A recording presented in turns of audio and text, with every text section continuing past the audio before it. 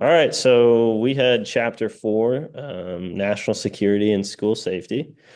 And within this chapter, it focused on all levels of really school safety that you need to consider and certain laws or restrictions that you have to uphold as an administrator. This, of course, has had a significant impact on administration as far as how they operate and enforce rules within their public schools. School safety is becoming more and more a concern. You see this after the 1990s, and kind of the text talks about No Child Left Behind, which we'll talk a little bit about. But they really want schools to be safe places. They're presumed to be safe places by the courts. And that's because, kind of, when you think about Maslow's hierarchy of needs, one of the first initial needs that needs to be met is safety in order for a place for students to learn. So, of course, as an administrator, you want to uphold that. You'll find out that national and school safety creates policy implications for school leaders as you read through this. There's a couple of different rules or plans that you can find this at. The U.S. Patriot Act is an important one that established some of these policies for school leaders to follow. Within this, different levels of safety need to be considered. So, contingency plans were items that need to be developed, simulated, and implemented as the need arises. This is becoming more and more common, as mentioned. And this could be any event that you foresee happening within your school at any level of safety. So, this could be all the way from a natural disaster to situations like an active school shooter.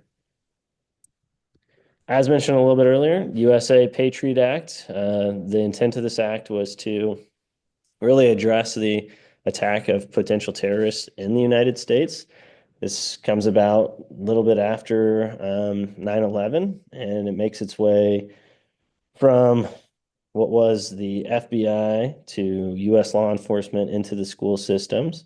And in 2006, the USA Patriot Act was made even easier for FBI agencies to utilize as far as collecting records, including emails, phone calls, etc., if terrorism is suspected. So the USA Patriot Act sort of gives federal governments jurisdiction or rule over schools, public schools, and how they collect information if they deem it a threat.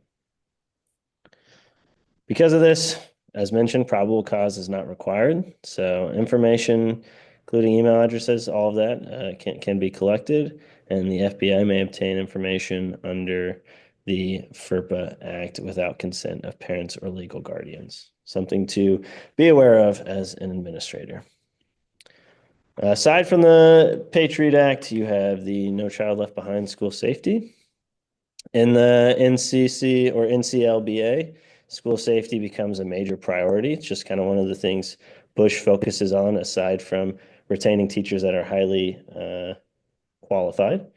The guidelines enhance safety, give schools more power as far as disciplining policy and climate backed by protective and proactive measures.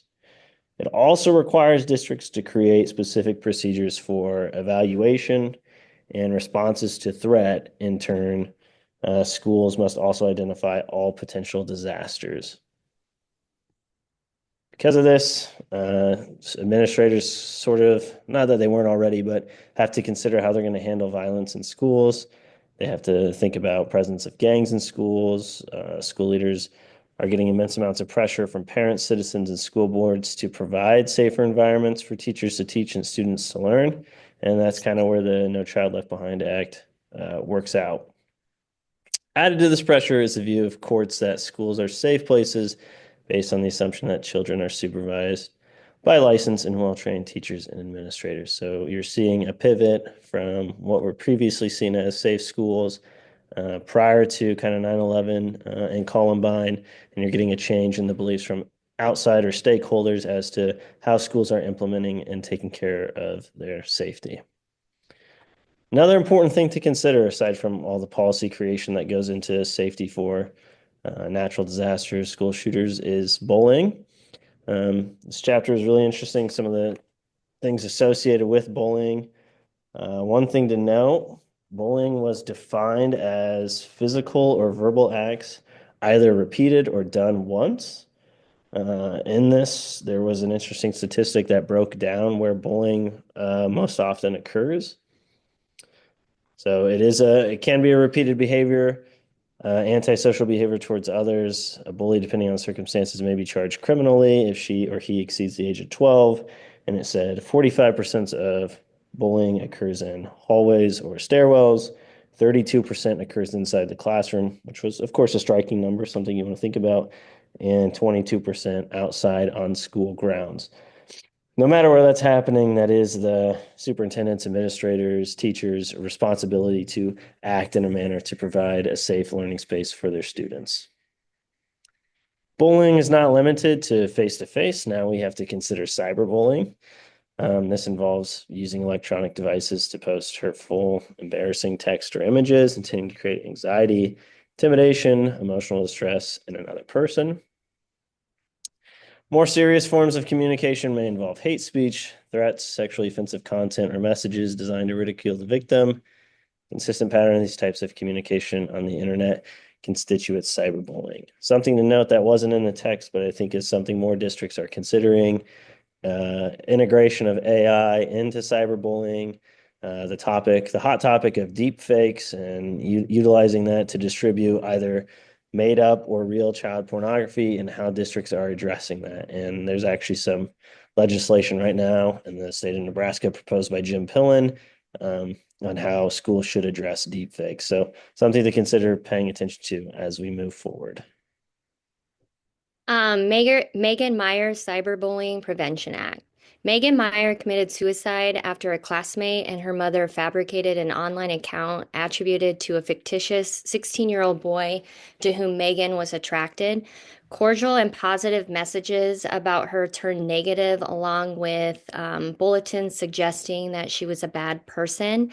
The situation escalated when those behind the fake account used it to emotionally manipulate and bully Megan, which contributed to her decisions to end her life.